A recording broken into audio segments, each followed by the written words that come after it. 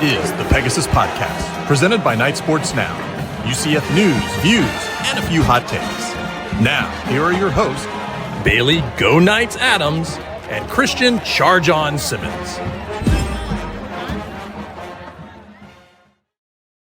Welcome into episode 300. Be sure you're following us on Twitter at BaileyJAdams22, at by CA Simmons, at Night Sports Now, and at Pegasus Podcast. You can also email us at Pegasus Podcast by ksn@gmail.com. Christian's back. Yay. Woohoo. It was very you've missed, I think, maybe like 2 or 3 podcasts over the course of our history? Yes. I think 3 maybe. That 3 sounds about right. I think you've done 2 with Brian and you did 1 solo, and that was fun. The solo one was still the worst thing I've ever had to do in my entire life. Which it's kind of weird that it was, because I actually feel I'm like, just the way I am, I'm fairly well equipped to just yap into a vacuum for 20 minutes, but it was actually I thought it was good. Yeah, that's a couple people gave me that feedback after I was considering like not posting it because I was so upset with having to do that. But anyway, this was our 299th episode, was the first one I've ever missed, and that was such a meta experience, especially because this is like when you've missed podcasts, we didn't have the live show yet. Like watching my podcast live that I'm not on was such a strange feeling. Like I was sitting in the Baylor campus Starbucks just watching. You guys did a great job, by the way. Brian crushed it. I'm reminded again that he could replace me any day and the podcast might improve, but it was just such a strange feeling to just be I don't know, like the Pegasus. It was interesting. It was interesting, but you guys crushed it. It had to feel like you had like left. Like it wasn't just a one-time thing, and you were like, I'm done, and this is the first show without me, and that's how it's going to be from now on. It's so funny you say that, because it's like this was a 1-week thing, and I was feeling strangely like wistful watching the show. Like I'm just like, those were the days. Like I'm not going to do a show 3 days later. We're going to do it again, and it's going to hopefully, I think me and Brian again after Texas Tech. So yeah, for some damn reason, I'm world traveler, guys. I'm going to Ireland next week, and I was going to be fine as long as the Texas Tech game was a night game, because I'd be returning that day. And for some reason, Fox said, you know what game has to be seen by the whole world? UCF Texas Tech. So we're going to put the 3:30 primetime Fox slot. So that's very cool. We'll be missing that. But yeah, I am back. I did a little Waco road trip to see UCF play Baylor, and did they play Baylor? To that. Did that happen? It's funny because because also, like, I'm just going to level with you. I don't want to, I don't know if anyone listening has Waco ties. I'm not here to like trash places in the country, but I've gone to a lot of places, gone to a lot of places in my life, gone to a lot of places to UCF play games. I don't think you could pay me to ever go back to Waco, Texas. It's the worst place I visited for UCF game.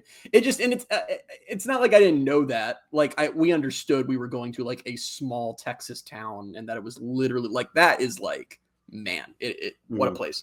Went there for many nights, but yeah, that was very cool to go see UCF play, and realize from the very first play of the game that I had placed myself in a small Texas town for absolutely no reason. Like it was abundantly clear. Like there's the worst thing that you can experience as a sports fan is travel to see your team, and the defense allows the touchdown on the first drive, and the offense goes 3 and on its first drive, and you just go, all right. I am here for no reason. Yeah. What's funny was very quickly, so I don't even know if I said this on the post game, but I was in St. Pete already, but I went to the St. Pete watch party for that game, and not super similar to you, because you were actually in Waco, Texas, but very early in that game, I was just like, I should just go home. Like I should not be here. And funny enough, like as well as he did, and as good of a job as he did on the post game with me, Brian Peterson, when I texted him that day, or when we were texting a little bit during the game, and he was like, Christian knew what he was doing. He's lucky he's missing this post game. I'm like, Brian, he's at this game. Like he has to watch this game in person. And he's like, that's true. I'm so glad you said that, because I posted like a joke on Twitter. I was like, devastated, I'm missing this podcast. And he replied, was like, yeah, you're the lucky one. I'm reading that text like in the stands as UCF is getting like marched on for another drive. And I'm like, Brian, what about this makes me lucky? He said that, and I'm like, this is not the time that he's in Europe. This is the time where he's actually at the game, having to watch this with his own eyes. So no, he's not lucky. I have to say, so just to give you a little bit of scene setting for Baylor's stadium, because I just to let the fans know, is that I experienced another Big 12 stadium. What's weird about this is doing this stadium, even though like I had a horrible time there, like it inspired me like, oh, I really do need to be one of those people now. Like I want to hit up every Big 12 stadium. Like for some reason that like started that itch in my brain, which I haven't really been like that before. So that's going to have to happen now. But the stadium's nice. I feel like it's like, obviously it's a lot nicer than UCF's. It's newer. It's a similar size. Man, closer to Houston on the fan side than I was anticipating. There was like no one at that game, man. And that was a really quiet, like that crowd. That was what kind of made it even worse for as badly as UCF was getting beat. That crowd was not into this game, man. Student section was half empty. Whole stadium was half empty. No, I don't know if it's just like a culture thing at Baylor, if it's just like because they're having the season they're having. But like my favorite thing they would do is like every big third down, they have the loudest speakers I think I've ever heard in like a non-NFL type stadium. And it's blasting. It's like, it's third down, Baylor Bears get loud. And there's all this noise. And of course, you legally you have to cut the sound once the team is ready to snap the ball. And they pump in crowd noise because like there's cheering and stuff. And then it's time for the snap and it cuts out. It's a dead silent stadium. And I'm just like, and Zach, my friend, we're just laughing about it at a certain point. Like, it's like, are you kidding me? Like they're literally playing crowd noise to the speakers because no one who's in the stadium actually cares about the damn game. I've never heard of that in college. I don't think. Like, is there? I know like it always becomes a big thing when there's like allegations like, oh, they're pumping in fake crowd noise. Like, I don't know if I've heard that for college. Like, I know they do. There are NFL teams that do it. Where I think the Falcons are one of them. NBA teams, some NBA teams do it too. Yeah. I've never seen that in college where there's ambient crowd noise being played with the third down cheers. And it's just so funny when it cuts away and it's all like, oh, and then it cuts and the same like, oh, it was just Did you take a video of this or no? No. Oh, I wish you had. Because like I can picture it. Like YouTube or something. I'm just curious because that's crazy to hear. Like that's another interesting thing about this that I wanted to bring up because it may alleviate a potential major issue that UCF fans have on Twitter. They have a Twitter war we have at least once per season. Baylor's doing it multiple times for the game, including the first quarter. They flashed a thing and they said, hey, students, don't forget to stick around to the fourth quarter when we're going to put up a QR code on the screen that will let you win prizes. We have all kinds of prizes. Some of them are small things. Some of them are really big things. I forget what they all were. And sure enough, like half of the fourth quarter, like here's the QR code, students. And every kid in the section is like this, trying to get their freaking thing. And now, the double-edged sword here is that few students showed up in the first place. That student section was about half full, but no, honestly, it didn't empty out over the course of the game. Like everyone who was there stuck around. So I don't know. Maybe UCF needs a little QR code action, and that would help a little bit.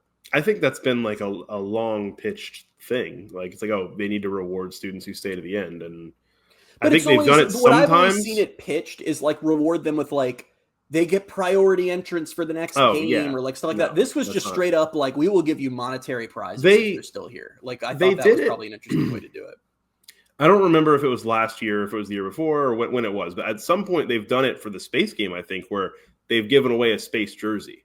Like, remember they were like, oh, if you have this under your – I don't remember exactly how they did it, but I seem to remember in the second half them being like, all right, it's time to do like our Space jersey giveaway. And it was like you had to still be there. So I don't know. But I feel like it's like it needs to be more than that. Like UCF student sections hold about 12,000 students. Like it can't be like one of you is going to get a jersey. Like I feel like it needs to be like 1,000 of you. Like it has to be enough that kids are going to like want to stick around for it. But either way, fun. We can move. We can get the hell out of this. That game was terrible. Obviously, you guys covered it really well. I seriously, I think I've worst UCF away from the bounce house trip I've ever had. Just to hammer home how bad Waco was, because we also like, because we're idiots, like the game was like 11 a.m. local time on Saturday and we weren't leaving until afternoon on Monday. So like the game, we spent Saturday night Waco and we're like, we cannot stay in the city, so we drove to Oklahoma and spent all of Sunday in a casino. So that was the trip change. All right, well, yeah, I guess we can move on, because the whole things we missed section was just going to be Christian talking about Waco and his trip and his experience, but I guess we've already hit that in like 6 minutes. I'm trying to think of what I can say about Waco that was good. I'll say two more things about Waco. Okay. One, I'll do the bad one first. We did go to the Dr. Pepper Museum in Waco. Oh, how was that? I was actually curious. Walked in more confused about Dr. Pepper than when I walked out more confused than when I walked in. And Zach will back. You can text Zach. He'll back me up. Meaning what?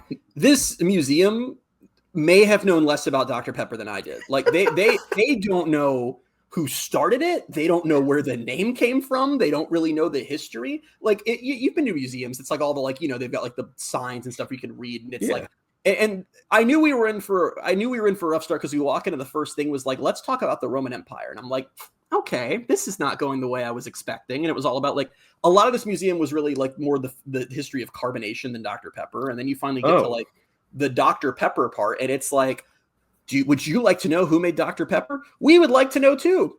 Hard to say. Where'd the name come from? Unsure. It was a really weird museum. Very, very bizarre, because I forgot to tell you. I think this was 2 weeks ago. So I go to trivia every Wednesday. You know this, but the people might not. And one of the first question of round one gave us a pharmacist name, like, oh, what brand name soda company was founded by this pharmacist, blah blah blah, in Waco, Texas. And I was like, oh my god, I know this. Dr. Pepper. That was one of the few times that I knew it was Dr. Pepper. But it's weird that the trivia host or whoever wrote the trivia question seemingly knew. And the Dr. Pepper Museum. The museum seemed very unsure about it. There are options. They presented options for these things. This sounds like facts you may not know, where there's like, it's long debated who actually did this thing. I swear to God, every sign, it was like attribution you'd see in a newspaper. Like they were just afraid to declaratively say anything. Like there was only a sign. It's a photo of a guy like in the 1920s, like working, and it was like, this is Jose. He worked at the Dr. Pepper manufacturing plant, we think. And it was just all like that. Like every single sign was some version of that. It's like Dr. Pepper's name was invented by this guy. Some have said, but other people think. I'm like, do you know anything about this freaking soda? So I think it was you. I'm pretty sure, right? Or maybe it was Zach. Somebody asked, right?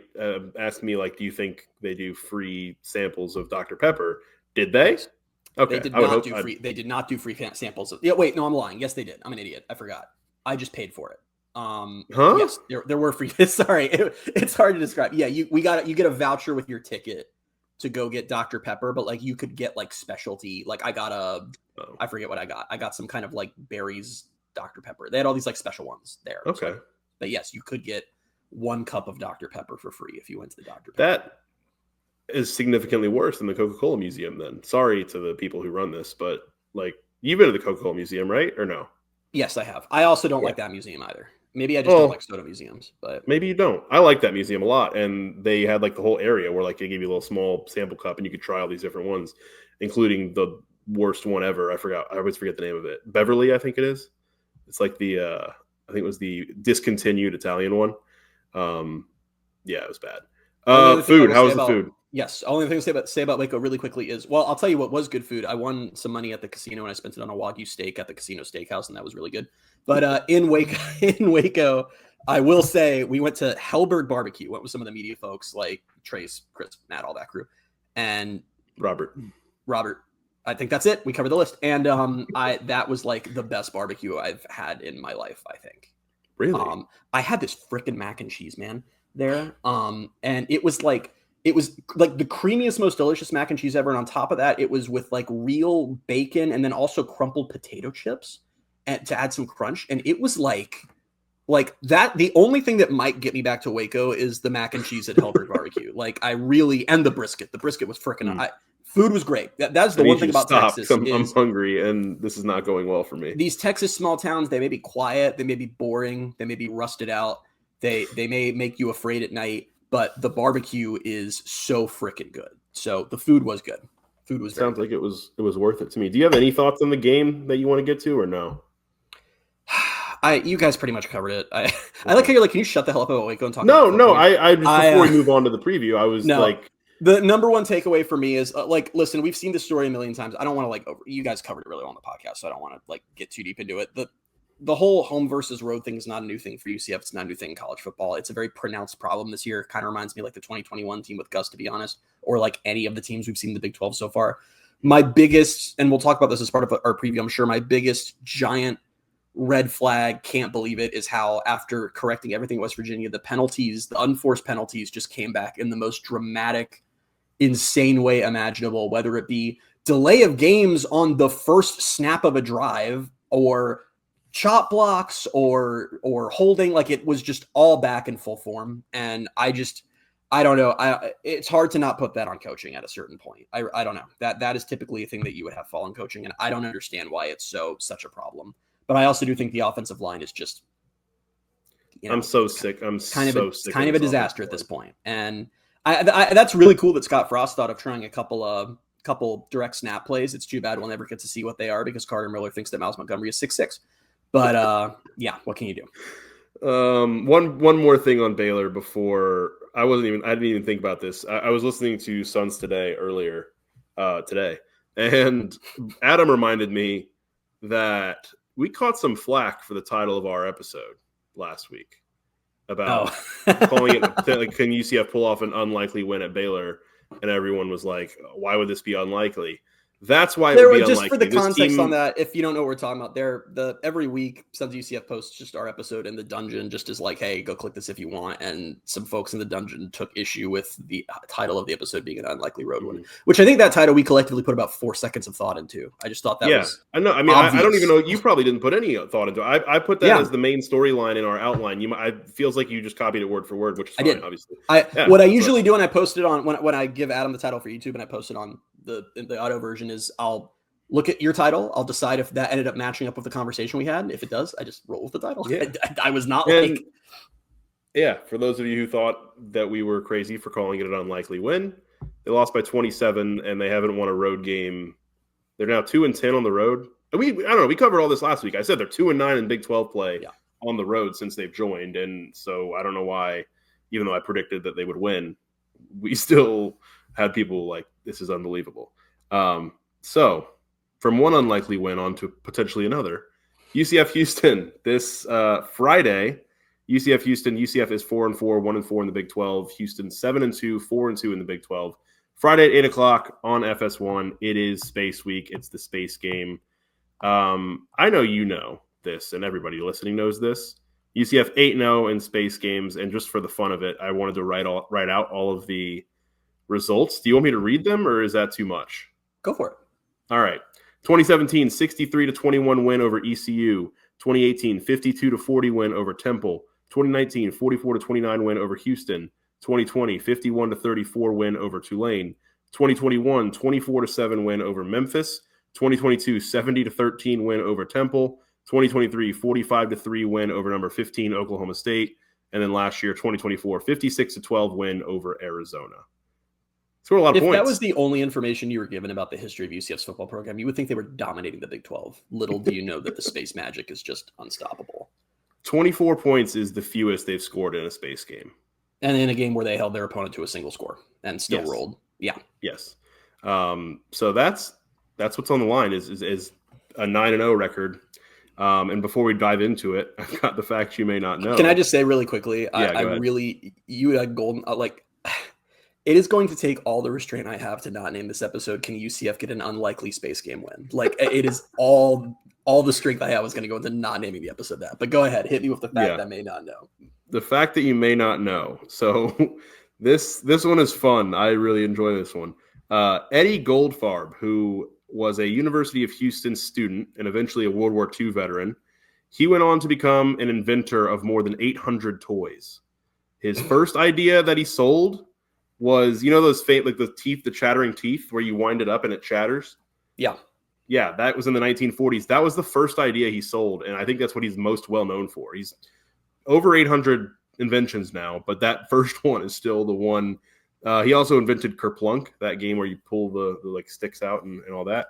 At one point, he and his partner also worked with Elvis to create an Elvis plastic figurine that never was released. And he just celebrated his 104th birthday in September too. So he's alive? He was born in 1921, and he's still alive. He's still inventing.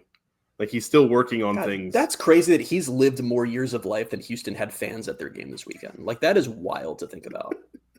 That's crazy. But I love this guy. I love this guy so much. I saw like some videos and stuff. There's like a short documentary on him out there if anyone wants to watch. It's called like Eddie's World, I think. He's the best. I love him. You should send him a note. Let him know you appreciate his contributions. I should. But yeah, the tie, obviously, in case you didn't hear the beginning of that, was that he was at one time a University of Houston student. It was when he decided to enlist in the military in World War II. His barracks initially before he ended up moving west was on the campus of the University of Houston. So it must be crazy to live a life like to be like, I have a toy the kids will love and it's teeth that just chatter, and like to still be alive when like Fortnite is a thing. Like he's really been around for like all of it. fascinated by this guy too, because they're saying like what he's doing now is like he's adapted with the time. Like he's doing stuff with Surely like 3D. he's not doing anything. The man's 104. He's inventing stuff. He's still doing like he's working with like 3D printers and stuff, and like he's up with all the latest. Now I'm getting skeptical. Skeptical. Look him up. Is this like when the To Kill a Mockingbird author like came up with a new book when she was like 80? Like, is that what this is? I'm gonna try to find a picture of him for anybody watching on YouTube, but I'm waiting to. I'm drawing this out. He's the best though. I love him. Look at him. Don't close you on YouTube. Look at him. I don't know why I'm laughing. That's great. Good for him. 104 years old, man. He's lived a life. Imagine you said that like he invented the toy, now Fortnite and all that, but like this guy's a World War II veteran, and what he's like known for is he's invented 800 plus toys. That's pretty cool. And has now lived to be 104 years old. There is something to be said about going and fighting like a very horrible war and coming back and being like, I'm going to bring some joy to the world. I probably would be the most pessimistic human imaginable. So shout out to that guy. I already forgot. Shout out to Eddie.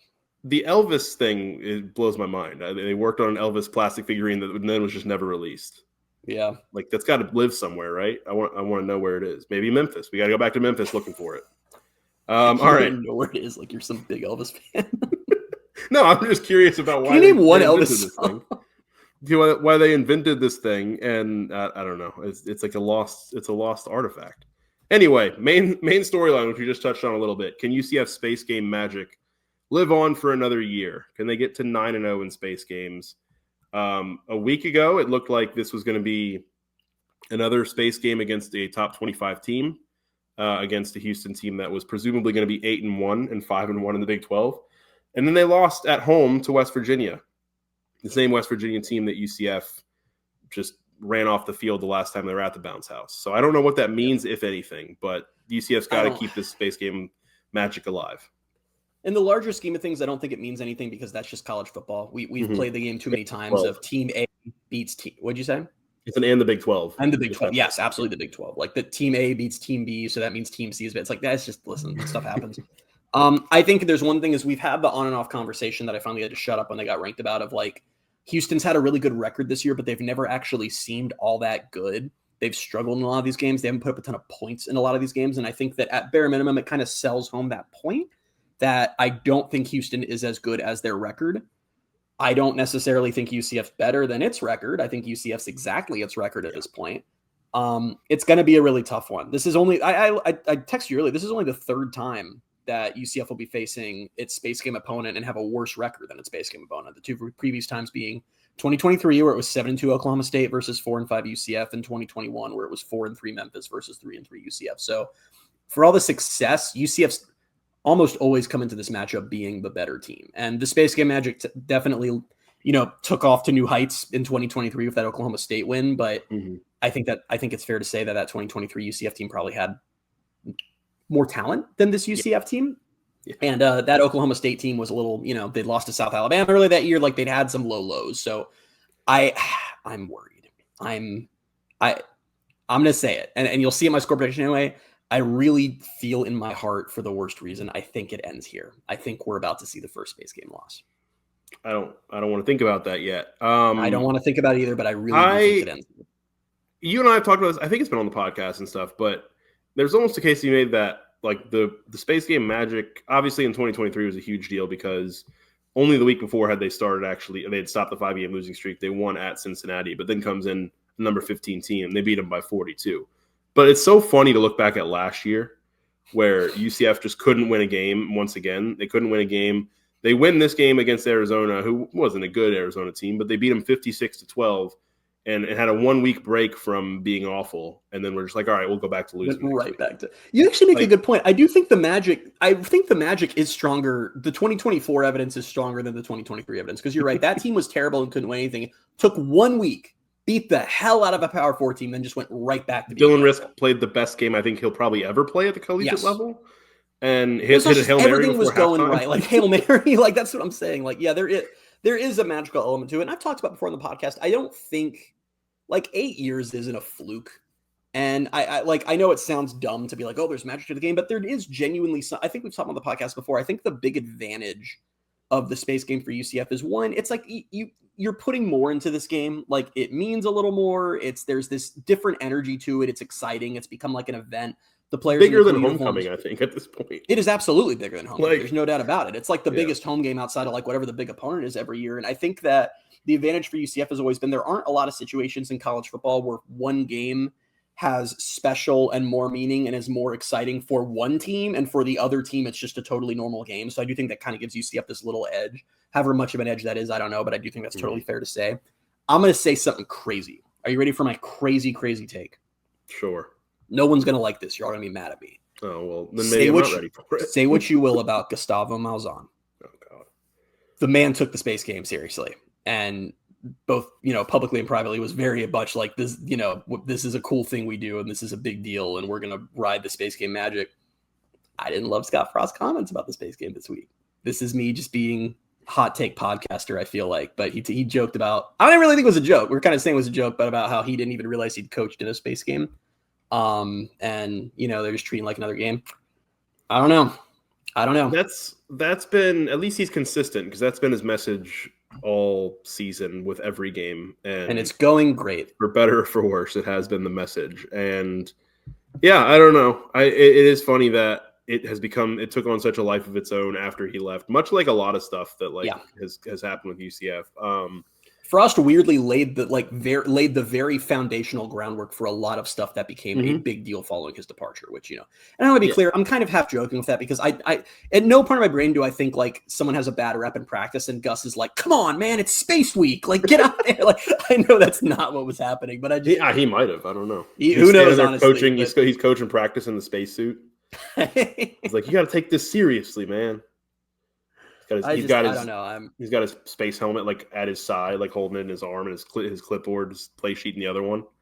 I don't know. Could have been. It's just crazy for me that, like, for all the space game hype and everything, it's like if Scott Frost loses this game, he doesn't even have a winning record in space games. Yeah. That being said, that's scary. That all being said, if they do win this game, we have to just stop acting like we can't ever again be like, lose one.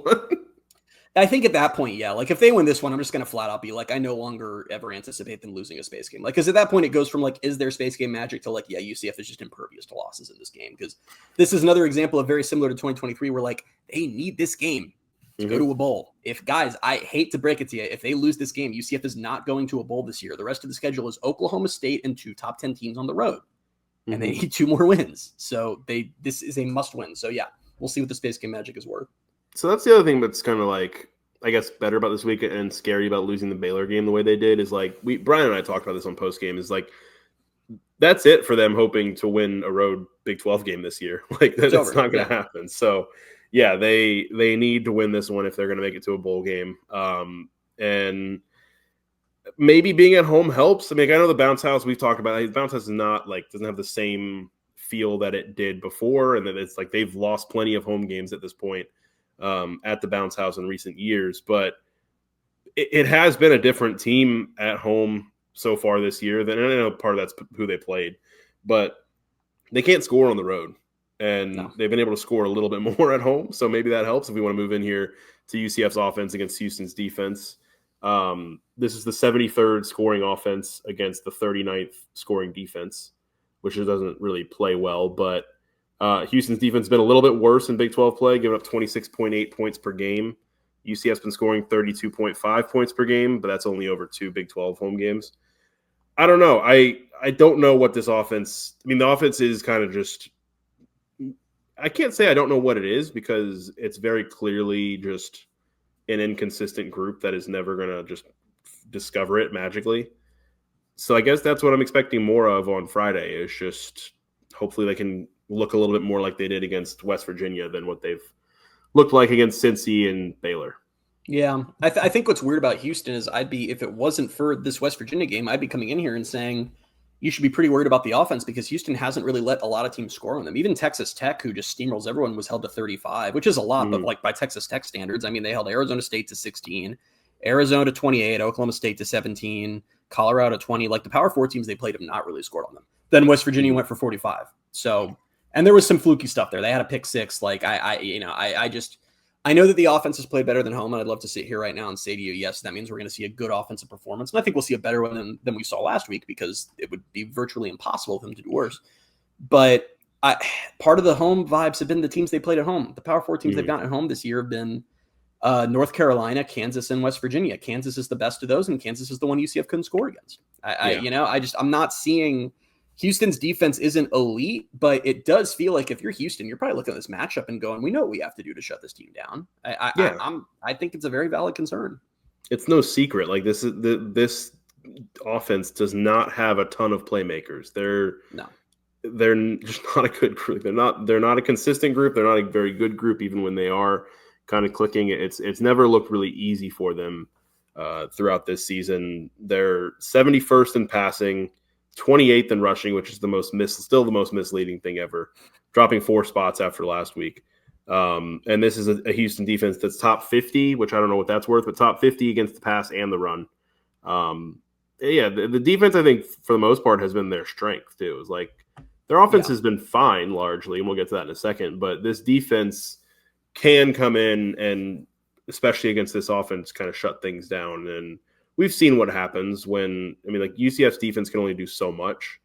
So if the offense can't get anything going and they aren't moving the ball and they aren't scoring points and at least sustaining drives, then it's always going to be hard to win that. That's obvious. The issue you're in right now is that with a few games to go in the season, it's time to give up on the will they ever figure out the run game. They just can't do it. They just don't have the offensive line for it. Is that crazy that they actually can't run the ball? Yes, but it's the situation they're in. So the problem now is if you're Houston's defense, you know exactly what needs to happen here. You get some pressure on Taven. You lock down the receivers. It's kind of all you need to do. You see it. They're not going to be able to get pushed. They're not going to be able to run the ball. Like the only hope for UCF to get the kind of offensive production that we've come to expect from the space games is if they're airing it out. And I think, that should not come as a surprise to anybody. The games where the offenses look good this year, that's what they've done. And the issue is just Taven's been inconsistent. The receivers have been inconsistent. They've played some defenses that are good at taking that away. But it's just the problem that's going to hurt them in all these games the rest of the year is they are a one-dimensional offense at this point. Even more so now since Cam Fancher, who's more of a run threat, has broken ribs and is presumably not going to be – I'm assuming he's not going to be playing again this year. Taven, I think it seemed to me that it seems like he's still a little banged up. At least that's how it seemed against Baylor. And that's how it seemed. And then they called on I think it was a 2nd and 8. They called a quarterback draw, and he went absolutely nowhere. There were some. That was the first play calling game of the season where there were just a lot of moments where I'm like, I don't know what we're doing here. Yeah. And Frost kind of alluded to that in the comments he's made since the game, saying that he felt like they kind of over-schemed for it. I didn't really know what to make of that comment. That was a surprising comment for me. Brian and I talked about it Saturday, but you and I haven't really talked about it obviously on the podcast, and we can fold it into the preview here. Is like we talked last week about finding that playmaker and the guy they have to give the ball to, and we said, it's going to be Jaden Nixon. I think he had 3 carries. It's like he didn't have a carry in the first half, I'm pretty sure. Or the only attempted carry he had was the direct snap. And it's just like I don't know what he's done at this point. Like this is a team that doesn't hit on a lot of explosive plays, and most of the time when they do, it's him. Yeah. So give him more opportunities to break one and make those plays, because otherwise you're not going to stay in a lot of games. And that was, again, comments that I didn't love from Frost when he was asked about that in his presser, where his answer about why Jaden isn't getting more carries is, well, I'm calling the plays. That's on my assistant coaches to sub guys in and out. I did not like that answer. That was just not an answer that I thought was productive in any way. Not at all. And you're the head coach and you are the play caller. So if you're going to want to call, like you can't tell me that you just call plays blindly as to whoever's in the game, just run this play. You need to, no, that's crazy. Like I said, I don't want to make a big deal out of whatever. It's just a comment at the press conference, but I really I don't think it's a good look when you're being asked why a player isn't playing and you're basically saying, well, take it up with the assistant coaches. That's for a multitude of reasons. It's one, it's the if you're not the whole not taking responsibility, or whatever. I care about that less, even though I understand where that comes from. It's more just that makes it sound like you as a head coach, if it's to the point that the whole fan base is wondering and the question is getting asked in the room, there's no way that you can, as a head coach, can just go, I haven't thought about why Jaden isn't getting more carries when he's probably been the most explosive player on offense for them all season. Yeah. The only other thing is I think and I said this too on Saturday, I think they found a little bit, and unlocked a little bit of something with Dwayne Thomas. I think getting him the ball more is a smart choice, and they were getting him the ball in some creative ways. which I like that. So if you can kind of add some components to this offense around that, then you'll have some semblance of an attack. But yeah, I don't know. It's just this is a defense. They've got some playmakers. Jalen. So Garner, just really quickly, yeah. before we get too far away, I just want to, since we talked about it, I want to read Frost's exact quotes because I always hate when we paraphrase a little bit. He was asked about Jaden Nixon not getting a lot of carries, and his exact response was, "Yeah, I'm kind of, to be honest, busy being the head coach and calling plays. I let my assistants handle the rotations. We talk about the rotations before the game, but then it's going to be impossible for me to sub in and out of every position." So there you go. Yeah, that makes no sense. Bad answer, but anyway, go ahead. Don't like that. Linebacker Jalen Garner for Houston is their leading tackler. He's got 58 tackles, 2 sacks, 2 forced fumbles. The leading sacker is Eddie Walls III with 5.5. And then their best defensive player has been Rook Brown, a transfer corner from Wyoming. He's their highest graded PFF defender, 82.4 overall. He's good against the run. He's a good tackler, good in coverage. He's only been targeted 19 times in 9 games, and he hasn't allowed a touchdown yet. This is a team that has 6 interceptions as a team, and it's come from 6 different guys. And also, this was a bizarre stat that I didn't even think could be right. They've forced 12 fumbles as a defense, but they've only recovered 3 of them. 12 fumbles is a lot, man. That's a lot, and that's just 9 not being recovered. That's just some bad luck. So I was going to say, there's no analysis involved there. That just sucks for them. That's bad luck. So, like, you worry that at some point that's going to even out, and hopefully it doesn't even out on Friday where – UCF fumbles 3 times and loses all of them. But I don't know. This I don't offense, think UCF would be willing to run the ball enough to fumble 3 times, to be honest with you. So they don't have to run it to fumble. Sack fumble, receivers can fumble. I don't know. I don't trust this offense right now at all. And I love college football. I love football season. I love the fall. We're bordering on the dangerous territory where it gets to the point where this offense is going to be responsible for it. Like, where I'm so frustrated with watching this team that I'm just like, make it end, please. I'm done with this season. Well, and the problem is that's why, like, the checkout is going to be insane, I fear, from the fan base if they lose this, because it's losing the space game, which is just uncharted territory. It's a home loss. So like all the more casual fans and the students and all that are the ones who aren't maybe following this diehard. Like, we are going to see that happen. And then the schedule you're left with is just, I mean, they have to play 2 top 10 teams on the road in their final 3 games. You know how that's going to go. 2 very good teams who are both being talked about as, is the Big 12 going to get multiple playoff bids because of how good those teams are. So you got Oklahoma State. One could knock the other out of the top 10 this weekend, right? But yeah, sure. But okay. But what they'll be right back in it. No, it doesn't. I'm just saying. Does that mean if BYU loses, that means they're worse now because they had to play the other top 10 team? Like, it's just funny that it's like almost like a top 10 eliminator for now. But I swear, like, they'll lose, fall out of the top 10, then they'll win. If Texas Tech loses, they'll beat UCF next week. They'll be back in the top 10. I also don't even think it's a top 10. It might not for that yet, but also keep in mind, as of tonight, you guys will know it, but we won't. The College Football Playoff Committee is releasing their first rankings. They love close losses to good teams. So if that ends up being like a 34-31 game or something, I don't think anyone's getting punished for that, which is good for the Big 12. You want to see that if you're a UCF fan, to be honest. But here's the, I guess, only bit of hope maybe that UCF has is its defense. Against Houston's offense. Houston is 62nd in scoring.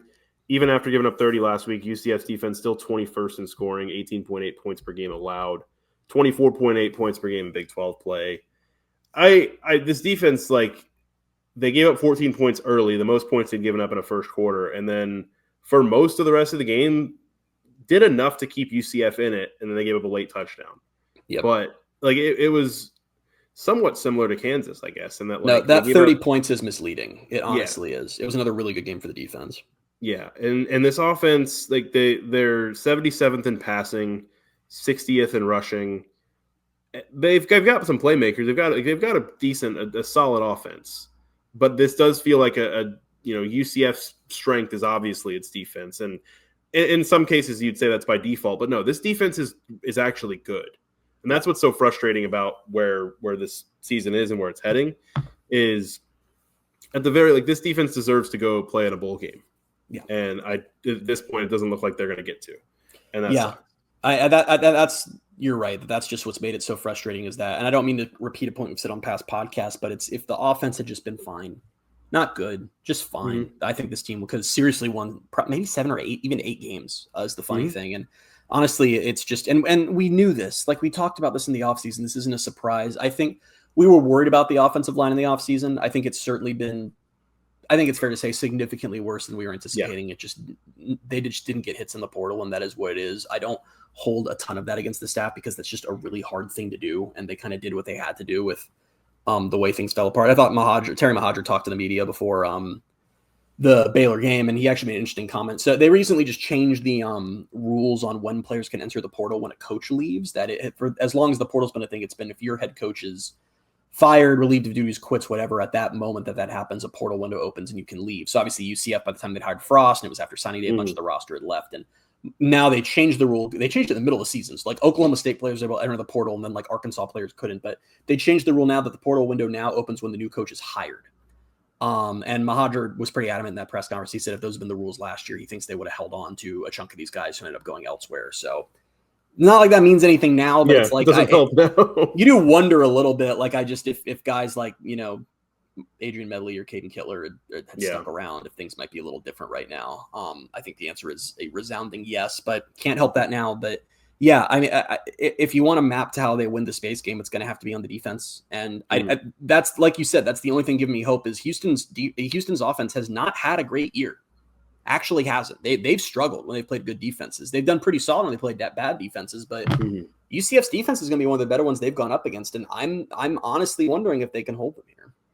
Yeah. So their quarterback's Connor Wegman, who, if you've heard that name, I swear he's been in college. He's one of those who's been around for a million years. He was a 5-star, right? Pretty sure he's a 5-star. Probably, I think, maybe. He didn't even start. He was at A&M, right? And then he went somewhere else before Houston, I think. I'm not 100% sure. No, I'm pretty sure he went straight to Houston. Straight to Houston? Okay. He was a 5-star. He was the number 22 player in his class, number 2 quarterback in his class. I remember that being a huge deal when A&M got him, and then just never really did anything. Yeah. 65% of his passes completed, 1,890 yards, 16 touchdowns, 4 interceptions. He also has 327 rushing yards and 9 rushing touchdowns. So, I mean, that's solid all around right there for 25 total touchdowns to 4 picks. Their leading rusher is Dean Connors, 657 yards on 148 carries. It's only 4.4 yards per carry. They haven't run the ball super well. And then their leading receiver. They've got a couple of big play guys. Amari Thomas, he is averaging 15.9 yards per carry, has 7 receiving touchdowns, and their tight end, Tanner Koziol, 48 catches, 504 yards, 10.5 yards per catch, 5 touchdowns. Do you want to know where I think UCF's defense can potentially dominate this game? It's written down in front of you. Why don't you tell me, Bailey? Well, all right. Well, I wish you hadn't done that. You ruin everything. I say he's only been sacked 15 times, Connor Wegman, but their tackles, when I kind of diving into the PFF numbers, their tackles in pass protection are pretty awful. Left tackle Alvin Ibiseli, he has been the weak link. His pass blocking grade is 39.2. He's given up 2 sacks and 25 pressures. So the 2 sacks, not that bad. 25 pressures in 9 games. Not good. That's insane. The right tackle, Dalton Merriman, he's got a bit of a better pass blocking grade at 55.8, but he has allowed a team high 4 sacks, and he's second in pressures allowed with 13. 25 pressures allowed is insane, but both of these tackles are not great at pass protection, and UCF's got some edge rushers who can take advantage of that. I think that could be, like, you could see the edge rushers dominate. The funny thing is why they're still playing is that they're the highest graded run blocking offensive lineman for Houston. So if they're going to run behind them, cool, but they cannot hold up in protection. I really think that if you're Houston, the last thing, if you're looking at your tackles that you want to see is you're playing a team who's 2 of probably their 3 or 4 best players on their whole roster are their edge rushers. Yeah. I think Nigel Kelly and Malachi Lawrence are going to have good days. Nigel Kelly in particular. Connor Wegman's looking at tape, looking at Nigel Kelly going, I do not want to play in this game. So, yeah. And it's funny because, for the record, the space game magic, in my opinion, applies to any win. If that win is 21-14, great. But I really do think that is the roadmap here. Offense is a whole nother conversation. I feel really good about the defense in this game, in large part because of what we think the defensive line can do here. And if they can do what they've done basically every game and largely limit and largely shut down the opposing offense, maybe it being a home game, maybe taking some of the pressure off of it being on the road can open things up a bit for the offense to get some things done. But Houston's a pretty solid team. And I worry that we're going to see a repeat of what we've seen too many times this year. The defense starts very strong and is getting to Wegman early and is disrupting things, and Houston's struggling to put drives together. And UCF's offense is just going 3 and out. And they just never take advantage. The defense gets worn down. Houston starts putting up points, ball game. I mean, that is like, it's so weird to go through a season where we've seen the playbook of how UCF loses like 5 separate times now. It's basically been the same story in every single loss. So that's why I hate that I feel this way. Like, I'd love to say, hey, the defense is going to go dominate, the offense will do enough, but it's just at some point, it's like you just have to look at what's happening and say that while it could go UCF's way, I feel like I'd be being insincere if I'm going to predict that. I think the positive viewpoint you could take on it, and I'm just going to shut it down as soon as I say it, is you could say that this offense has at least something in them, in that there's been a couple games at home where, I mean, the weirdest thing that has ever happened this whole season, I think, was the way they started running the ball at the beginning of that Kansas game. Yeah. Like, where it was like, oh, they fixed it. Like, they're fine. And then all of a sudden, nope, that's it.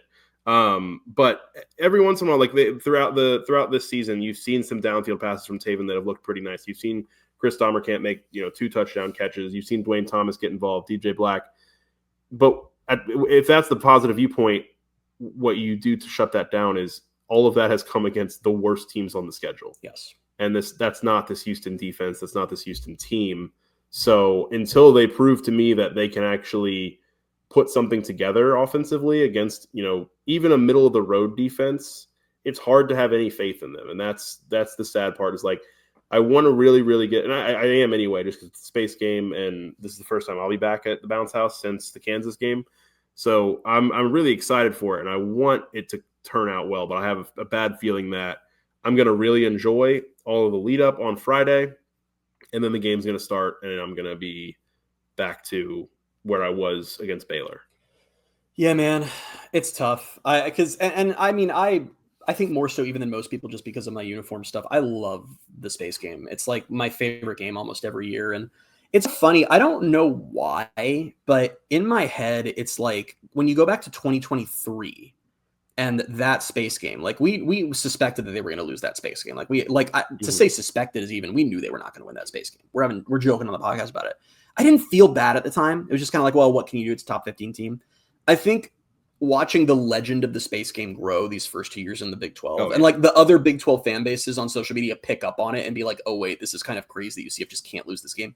I feel devastated when I think about them losing this game. And I do think part of it too is just it being Houston, because everyone's going to be able to make the jokes of like, oh, UCF isn't really, it's going to suck if they lose this game. And I don't think it's as tall of a task as 2023 was, but I also think they're dealing with the worst roster. I want them to win. I don't even think it's remotely an impossibility, but man, it's just, I can't look at you with a straight face and predict a win with how they've been playing and the team they're facing. I just can't.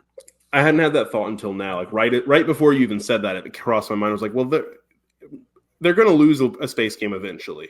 Yes. I would just honestly, not that I enjoyed it and I don't want to take it away in hindsight, but like if they lost this game, if they lost the space game for the first time to a top 15 team or to a top 10 team, like, it would feel a little different. It's like, okay, I don't know. As little as we're saying this feels like you said, it's not impossible, but this doesn't feel super winnable.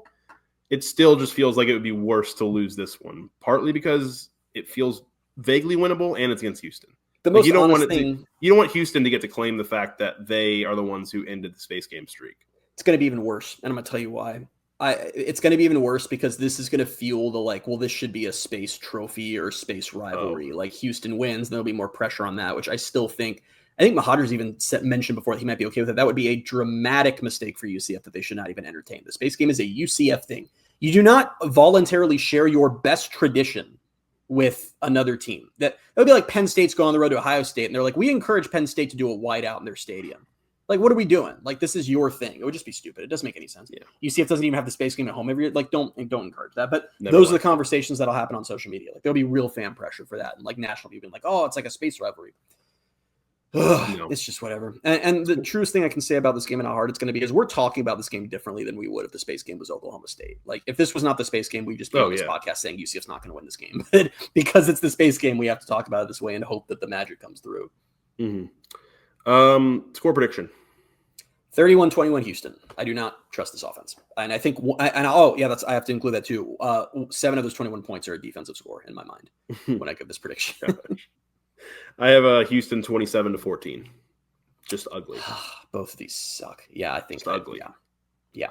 I don't know. I hope this offense makes me feel feelings that I haven't felt all year, but doubt it. You're going to get the most delighted post-game podcast you have ever had from us if they win this game, because it's a space game win. It's basically clinching bowl eligibility if you've been keeping up with Oklahoma State. Like I am. It is going to be a delightful. How much is it going to suck that they win this game and they're like, oh, that's it, we're going to go to a bowl game, and they lose to Oklahoma State? Okay, respectfully, like just straight up, Oklahoma State isn't like good news. They have a bad team on the schedule. Oklahoma State, like I don't think they've practiced in like a month at this point. Like that team is checked the hell out. They are just jogging out there and getting the crap kicked out of them by anybody they're playing. So no, that game is fine. But yeah, it's gonna just suck to have to talk about. And I was saying this to you. I think I was saying this to you earlier, that part of what's unfortunate too is if they lose this game and you're looking at almost certainly a 5-7 finish. Doesn't change anything for the future. Doesn't really impact anything that's coming next for UCF. Recruits aren't going to decommit over this. They're not going to lose transfers over this, whatever. It's just a couple things. It's one, it amps up the pressure on Frost for next year, because then it sort of becomes what people are going to consider an unsuccessful first season, whether that's fair or not. It extends UCF, who were literally basically a year and 3 months ago, we were believing that this was a Big 12 winning team or a Big 12 championship contending team that had made the leap successfully and done everything right. And now we're sitting here looking at two just awful losing seasons back-to-back in a row. Everything is gone. You're looking at a student base that has never seen this team have any meaningful success.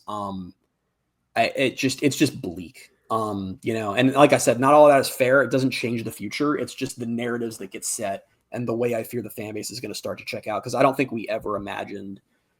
We thought about a lot of things. We thought about the moving up to the Big 12 and how things might play out. I never imagined that years 2 and 3 would be just 2 losing seasons and where they don't even go to a bowl. So it's just bottom feeding seasons, really. Bottom feeding seasons, right? Where the only teams they're really winning against are teams at the bottom of the conference. So yeah. And I know it's the nature of just what happened with Gus and how they had to reset. It's not on Frost that the first 2 years were bad, but I don't know. I'm not going to have the window talk until the season's over, but I think there is a genuine conversation at a certain point of, has the window closed for UCF being what fans kind of hoped it would be? Because a lot of things, and we were having this conversation, guys, that is not like reacting to a bailout. We were having these conversations this offseason.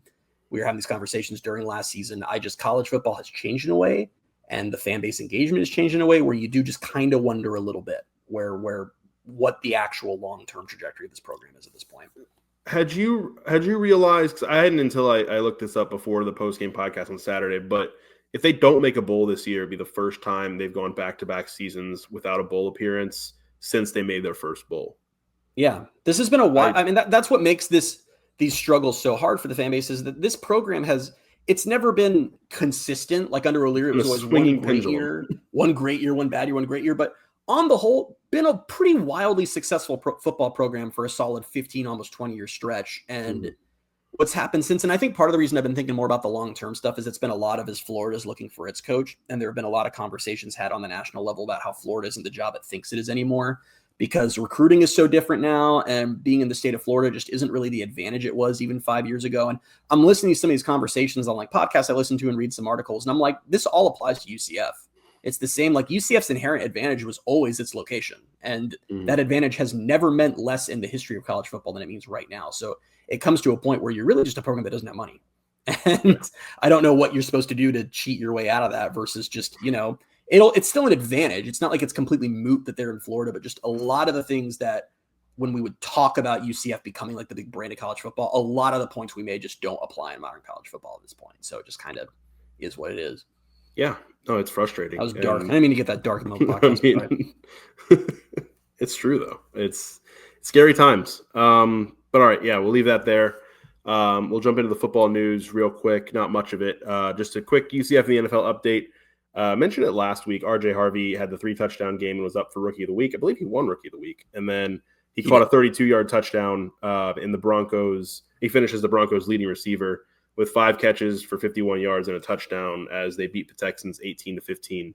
He's like breaking some Broncos rookie records now. He's on a hot streak of touchdowns. Like we're starting to see a little bit more. It's weird because most of it's happening as a receiver. And he's always been pretty good pass catching back, but the fact that he hasn't had that big breakout performance as a runner yet, I'm still kind of waiting for that to happen, but it's been nice to see him have some success and kind of get some buzz around his name again as the season's gone on. The other piece of news we already talked about a little bit, UCF Texas Tech next weekend kicks off at 3:30 on Fox for some reason.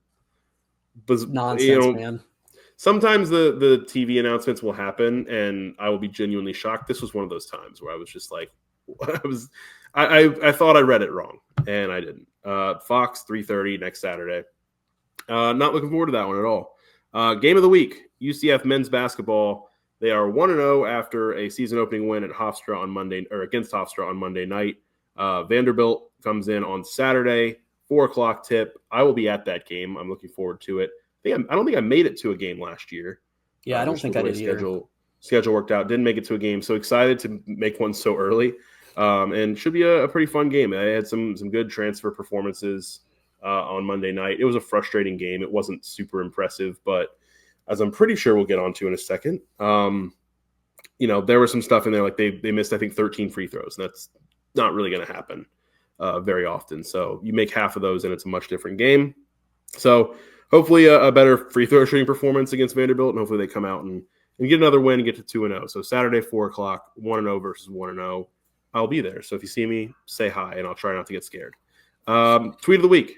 Tweet of the week. Tweet of the week this week goes to the Barstool UCF account, who you all know and love. We are going to talk about basketball. Of course, if you're on UCF Twitter, you know why. Barstool UCF was quote tweeting an account talking about how Dawkins need to be fired, and they posted a bunch of quotes in all caps. But who are you going to replace him with? Dawkins does more with less. UCF has never been good at basketball, therefore we shouldn't expect them to be. Resources. Sorry, just getting their rebuttal arguments out of the way for you. So that was a tweet. Just a reminder that they chose to tweet that after their team won a game.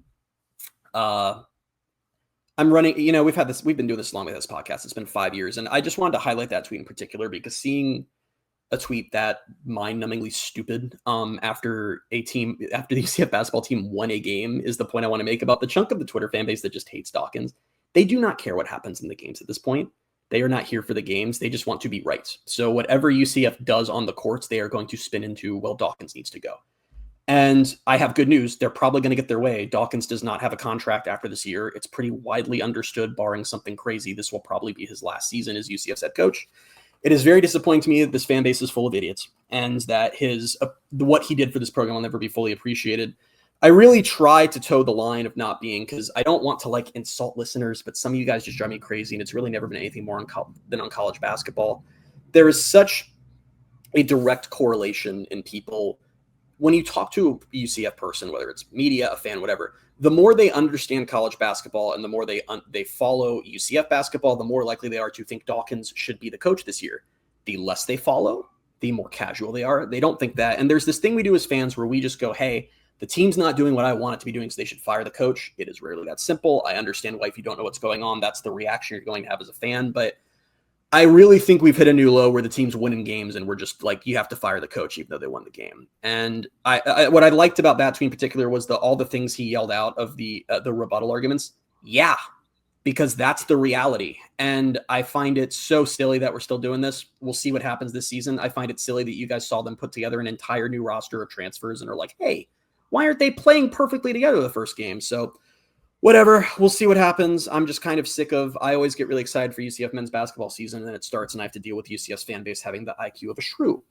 So here we are. Yeah. And if you're insulted by that, I want you to be insulted by that. You deserve it. So there's something that has happened. It's not just with UCF, but I'll talk about it with more so UCF basketball. It's like something that's happened with discourse where like all those points that they're throwing out, like, oh, here's their rebuttals. Like, they're all truths. Like, I don't know why. Yeah. Like, if you can present them however you want to. That doesn't mean that all of a sudden you're right and that, because the response, the logical response is predictable, is you're right. No, the logical response is predictable because it's a logical response. And it just drives me insane that you can't have an intelligent conversation with people about Johnny Dawkins. No. And you're right. What he's done at this program for over 10 years now is not going to be appreciated fully until things hit rock bottom, once he's gone and things really, the bottom really falls out. And then, wait, maybe Dawkins wasn't so bad. And, there are some what's extra funny about that.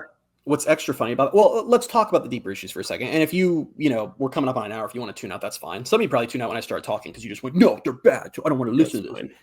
Idiots. Sorry, I'm being really, this thing is the meanest I've ever been to the fans, but I was so angry last night when they won a game and everyone on Twitter is just, it's time to fire the coach because we won a basketball game. UCF, I have to say it all again for you guys. UCF, when they were in the American Athletic Conference, was outspent by most of that conference on basketball. As long as I have been alive, basketball has never been remotely a priority for UCF. UCF's plan was always, we need to get to a power conference. In order to do that, the football team needs to be really good. So we're going to sacrifice every other aspect of our athletic department to fund the football department. Florida in general is not a big basketball state, not a huge college basketball state. It's not something the fans had a lot of interest in. UCF was fine giving that program a small budget and fee resources and letting it just do whatever it did. Then Johnny Dawkins came along and the team started winning because he was a good coach. There was no, you can look up the numbers. They are public. There was no new investment when Dawkins came in. He just was a better coach than they had. So they started winning more games. They had a great year where they made the tournament. They had a great year where they went to the NIT Final Four. Dawkins became a victim of his own success. Fans were like, well, great, because that also coincided with the UCF football getting really good. So fans go, great, this is what we'll be for every year now. And you know what UCF did after those seasons? Not invest more, just, oh, great, good job. We'll just keep getting outspent by a lot of the American. So you take the team that is performing above its budget and performing above its resources. Yes, that's the rebuttal argument, UCF Barstool. Then you put them in the best basketball conference in America, one that Brett Yormark recently said is second only to the NBA. If UCF can't compete financially in football, which is the thing that the fans care about, and the number one thing that UCF is scrambling to put together the money to compete in, what do you think it's like in basketball in a league with Kansas and Texas Tech and Arizona and Baylor and all these teams that care deeply about basketball and have BYU, Ohio State. Like have been news stories written about how they're trying to figure out how to circumvent the NIL rules to give all the money to basketball they need to give. And I really just, and you guys are going to get mad because they won their opening game. I don't know. I get so sick of it at a certain point because I feel like you guys are just taking away my joy that I just can't appreciate a team because you guys have to not understand the reality of the world you're in. So yeah, this is pretty mean for me and I probably took it too far. And it's going to be extra funny when UCF goes and drops like 6 games against really bad teams. You guys get to throw this in my face. And if that happens, whatever, I'll take it. I've earned it. But I know that it's just the core part of paying attention to sports, but the worst part of how paying attention to sports is having to listen to people who have no idea what they're talking about, think they're cooking. And that's basically what all of UCF Twitter is every time the topic of Johnny Dawkins comes up. So yeah, there we go. And I mean, I told you, like, I was watching that game and I was super frustrated because it was a frustrating game. Oh, but yeah. Hofstra played very well. UCF missed 13 free throws and left them an opportunity to stay in the game. But if you look at some of the performances they got from some of these guys who are going to be core guys for them this year, a lot to be encouraged by. And sometimes, like, it just had, like, Hofstra played a very good game. And they had that's why it was so, yeah. That what was hilarious to me was looking at the, like, UCF's transfer additions played very well. The guys that you were hoping to see have big games had big games. UCF just missed a bunch of free throws, which sucks. It's not going to happen every game. It just is. Yeah. It was frustrating when it happened. And I tweeted at the time, I was like, they just got to survive this game and fine, win the game. And they did. And, we'll see how the season goes on. And even if they do drop games that they shouldn't be dropping and you get thrown in your face, like, I don't think it's really that warranted because people are so dug in on this. And if UCF has a bad year under Dawkins this year, it'll more or less be the first bad year they've had under him in 10 years. So congratulations on your victory lap if that happens. They have one losing season where he's head coach, and it was the COVID season. Mm-hmm. Fans do not understand how insane that is. And I think what's funny about, just to really hammer the point home again, because I'm still so angry about that tweet, the Barstool UCF tweeted, their rebuttal arguments. Ask an anti-Dawkins person their rebuttal argument. They don't have one. They just go, we haven't been to the tournament the last few years. Why aren't we better? They don't know what they're talking about. They genuinely they just don't know what they're talking about. It'd be like if it's like I live near Lockheed Martin. It's like if I walked up to Lockheed Martin and was like, I'm going to talk about missile designs and how you guys could do better. They have no idea what they're talking about. Mm-hmm. Just shouting nonsense. It's really cute. So, yeah. I think it's great. And what's going to make it extra funny is that the NCAA tournament is set to expand next year, and all of those new spots are going to be for at-large teams. So this very funny thing is going to happen is where they're going to – I don't even think you call it fire Dawkins. I guess just not retain Dawkins since he doesn't have a contract. Some new coach will come in and go like 17-15 or whatever. And the same thing Dawkins is doing. Or even a little worse than he's done these last couple of years, and that'll be enough for a tournament spot now. And people will go, thank God we got Johnny out the door because now we make the tournament. Looking forward to that, and I'll be calling all you guys out. I'm willing to lose the entire podcast audience to make my point on this. I'm so infuriated that we're still. Listen, I've put the podcast on the line to like get canceled multiple times this season. So if you alienate everybody and nobody listens anymore, you and I will just get on Zoom every week and talk UCF, and then it won't be a podcast. So as you famously once said, this is a personal vanity project. Listen, I think that was one of my takes. It's aging better and better. Listen, I've said a million times, we love you guys. We appreciate you guys. It truly means the world to me how many of you guys listen to this show. We're doing this on our 300th episode. like I really do. 300 episodes in, it truly means the world that y'all are still here. I've had the greatest of time with you guys, and I'm looking forward to the years ahead. But also, some of you need to shut up. that's the message we're gonna send. When I sent in the group chat yesterday, I said no noise November. Everyone shut up. So that's what it is. That's how we're feeling right now about basketball. So. What I cannot overstate is what's going to happen next is they're going to win 3 games this year. Like they're going to be historically awful. Like, and this will all just get absolutely. It's not even going to take that. If they lose Saturday to Vanderbilt, you're going to get stuff thrown in your face, which is so stupid. They lost to an SEC team. Fire the coach. It's fantastic. It's great. Yeah. All right. We'll get out of here. Thanks for listening to episode 300. Thanks for listening for 300 episodes, really more than 300 episodes. Even some of the ones that were unnumbered we're well over 300 at this point. But this was a very interesting one because we doom and gloom about the space game and how the aura of the space game is about to disappear in a few days, and then how most of you need to get lost because of basketball. But thank you for listening. We'll be back on Friday night after the game for episode 301. Until then, you can find us on Twitter at BaileyJAdams22, at @ByCA Simmons, at Night Sports Now, and at Pegasus Podcast. Thank you guys so much for being with us. We will talk to you on Friday. Bye, everybody.